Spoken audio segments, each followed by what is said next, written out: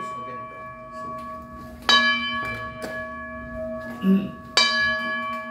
May mga sulok-sulok.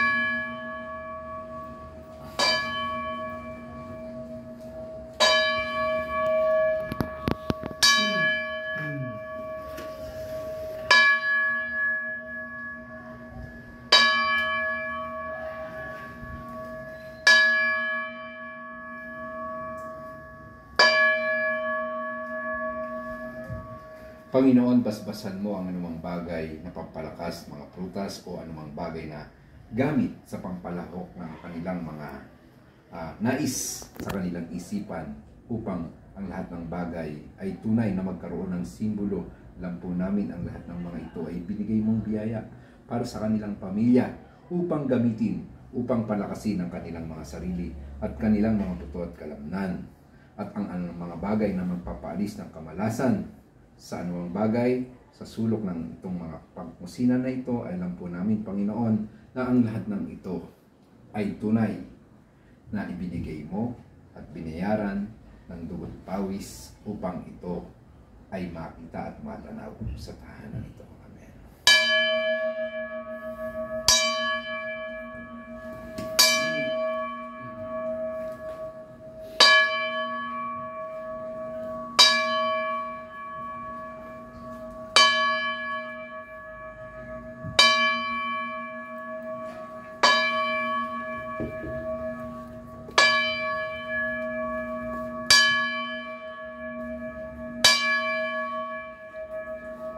O Panginoon, basbasan mo rin ang mga kagamitang ito upang hindi makapinsala ng karamdamang kasakitan sa kanilang mga katawan, ingatan at ang kanilang mga kamay, mga paa, o anumang bagay na mapipilansikan ng isang mga hindi magagandang bagay.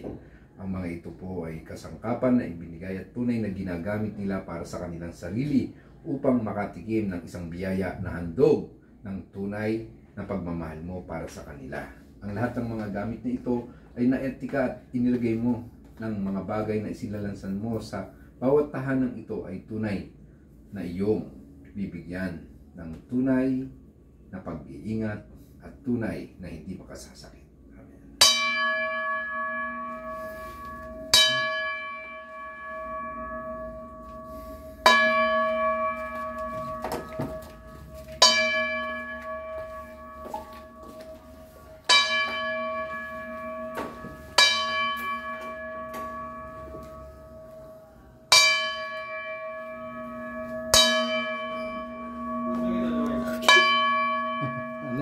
Yung bunso po namin.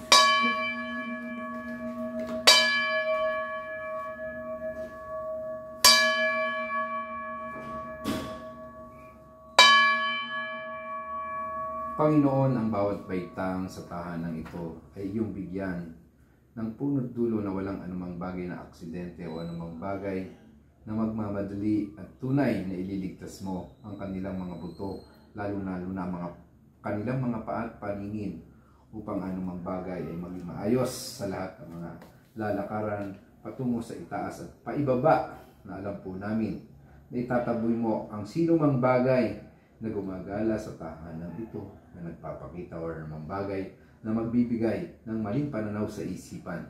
Alam po namin, bibigyan mo ang tahanan ito ng isang mabuting anghel o libo-libo mong anghel upang ang lahat ng mga ito ay tunay na hindi makapinsala, at tunay ang mga anghel na ito ang papalit upang maproteksyonan, mabigyan ng isang maganda at maliwalas na pamumuhay na walang takot at bagabag sa kanilang isipan at sa kanilang mga sarili. Alam po namin na itinayo mo ang tahanan ito at kasabay ang mga hagdan na ito upang ang panaog at pagbaba nito ay tunay na mayroong kahalagahan, at ang kanilang mga buto at mga paa ay iyong palakasin. Alam po namin ang lahat ng mga ito ay tunay na ibinigay mo, at ang taong gumawa nito ay tunay na nakatulong at nagbigay ng tunay na buhay. Ang mga bagay na ito ay tunay na ibinigay mo na inilathala mo upang ilatag na sila ay magkaroon ng tunay na isang tunay na pagmamahal, dahil ang hagdan nito ay parang magkakapatid na tunay na pag-angat at ang kanilang magulang ang kanilang tuntunan. Amen.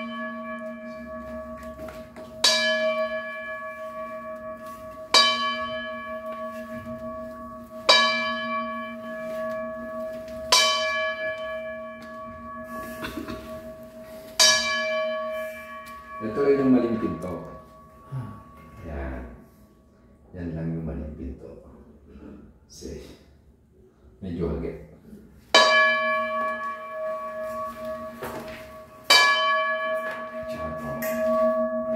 Lalagyan to ng balancing para hindi magkatakan yung energy nila. Na, yung hindi magkagalitan magkakapatid.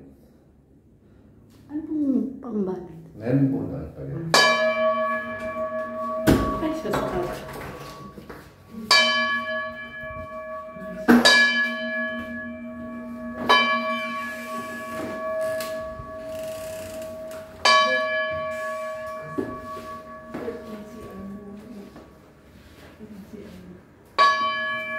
Open mo si at mo, open. Sa ngalan ng Ama ng Anak ng Diyos Espiritu. Ang mga bagay na silid, tulugang ito ay tunay na bigyan mo ng kapahalagahan ng katahimikan at kapahingahan ng kanilang katawan. So sa may Wala ilaw. namang bagay na mangyayari sa sleep paralysis na alam po namin minsan ay nangyayari ito sa bawat kwarto.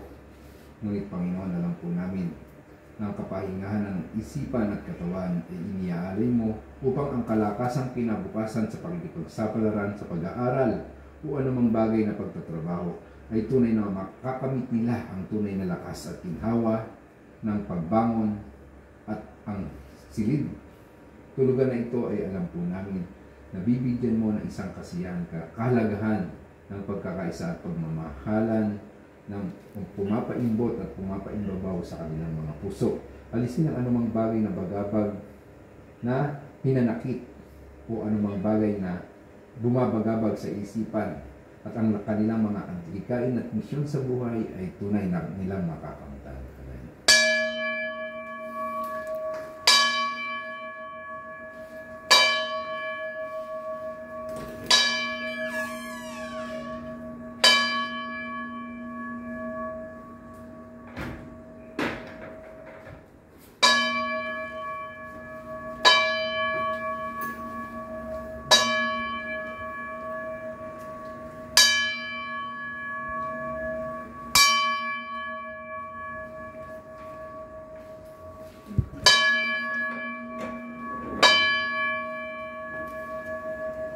Huwag maramdamin.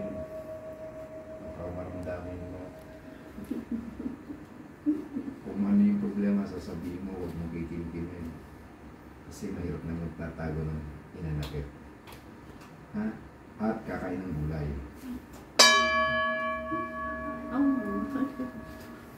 Ito naman, nervyoso. Pero magandang ano yan, magiging magaling, kung yan yung magiging doktor, magiging magaling na doktor yan. Ha? Halimbawa, tulad ng sa ngipin, sa ano. Kaya mo yan. Huwag ka magiging matatakutin. Tapang yan. Ha? Kasi may mga bagay na yung nararamdaman mo sa tahanang ito, patuloy lang na binibigyan ka ng kung paano ka magiging malakas. Kung ano man yung mga nararanasan mo, nakaramdaman at bumabagabag sa'yo, hilingin mo sa Diyos at ibibigay yan sa'yo. Ha?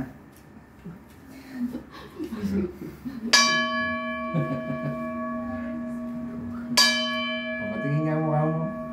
Show your face na. Open your Yung mata, eyes. open your eyes. Dito, sa amin. Oh. Gwapo-gwapo mo eh. Huwag ka magiging mahihiyain kung ano yung approachable at yung mga bagay na nararamdaman mo sa lugar na to or kung ano mga bagay na parang natatakot ka. Anxiety lang lahat ng nangyayari sa'yo. Ha? Anxiety lang. Wala kang dapat ipag-alala. Ha? Minsan ikaw lang yung nagbibigay ng karamdaman sa sarili mo.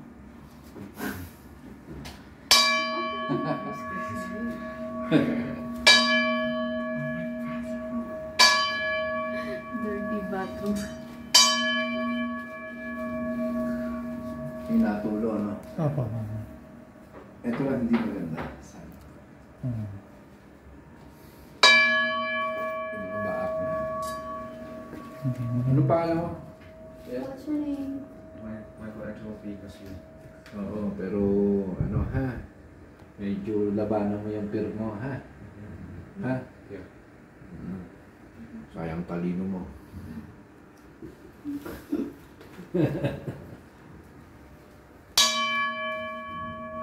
Dapat magpari na lang yan. Loner po masyadong ano. Owner eh. Ano siya eh? Feeling niya may mga bagay na nangyayari na kakaiba at mahilig siya makiramdam sa mga spirit. Ha? Pero matalino na.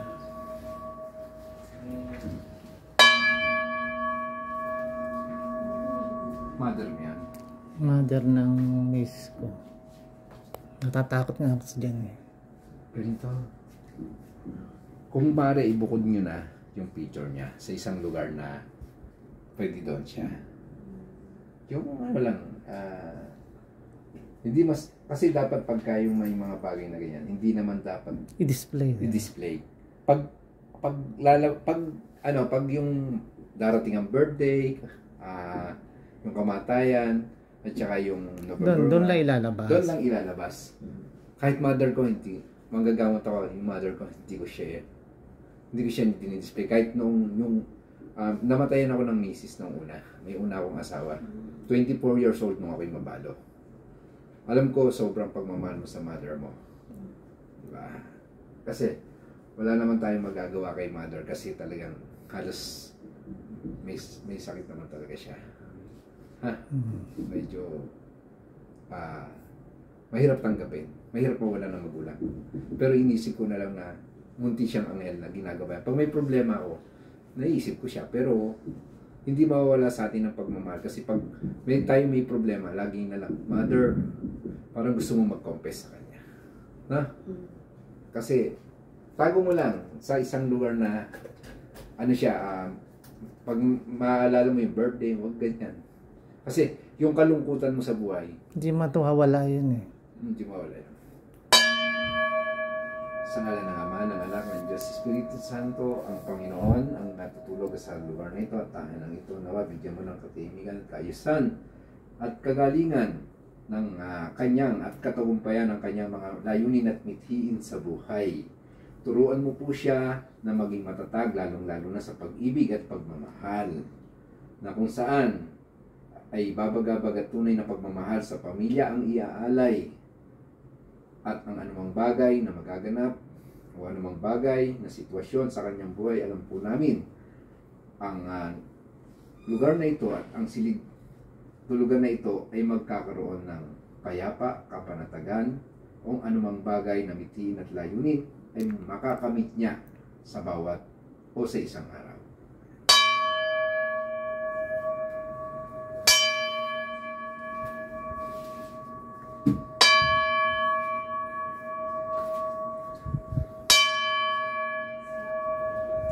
Ano to eh, natutulog dito, adventure. Mahilig sa music, mahilig sa lahat ng bagay. Pwede siya mag-vlog. Mahihain nga. Kung tatanggalin na lang itong pintuan. Si ba ito yung dyan? Hindi, ito yung pangalan. Hindi, ano siya? Ganito. Slide. Pa-slide mo para laging sarado. Pa-slide mo na lang. Para hindi siya complete na pinto.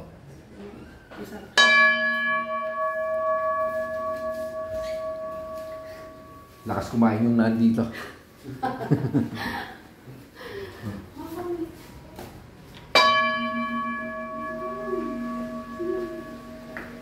O Panginoon, bigyan mo pa ng isang kalapasang biyaya ang lahat ng bagay saan ito pa nagkakaroon ng bagay na para sa kanya. Pumasa at maging masaya siya sa lahat ng mga lipuntungin at pag-asa ng kanyang buhay sa pagsusumikap, sa pag-asigas, pag-ayunan ng mga bagay na kagalingan sa kanyang kaisipan.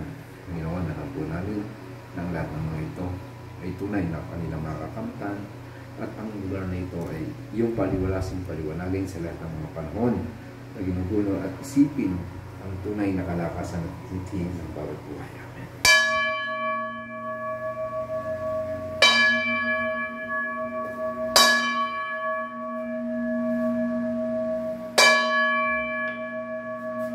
May kanya-kanya pa ng CRN. Hindi, kwarto dapat namin to. Maganda. Ayos naman. Binigay ko na lang sa... Maganda naman tong kwarto na to. Sarap nga tulog dito eh. Hindi ka na pala aalis eh. Kami lang talaga nakamagkumot.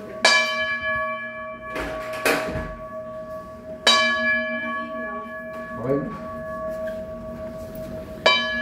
Kasi pa, ano na Umuulan, umuulan.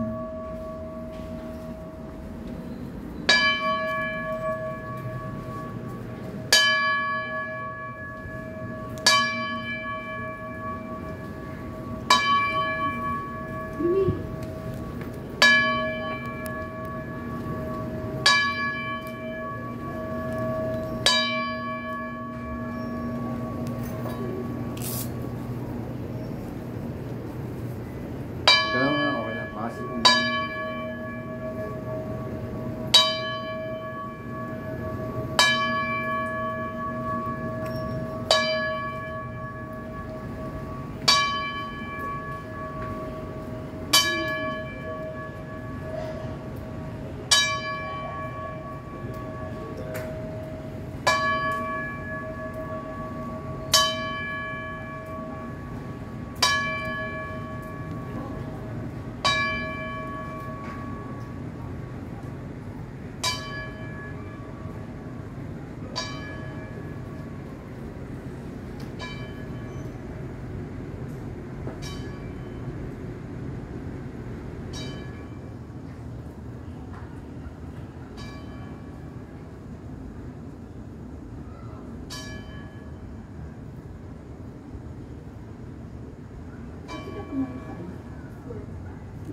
Oh, sige.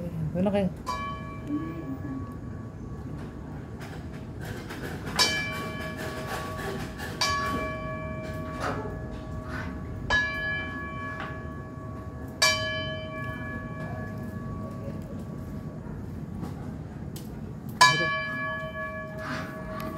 Pwede may tatanong lang.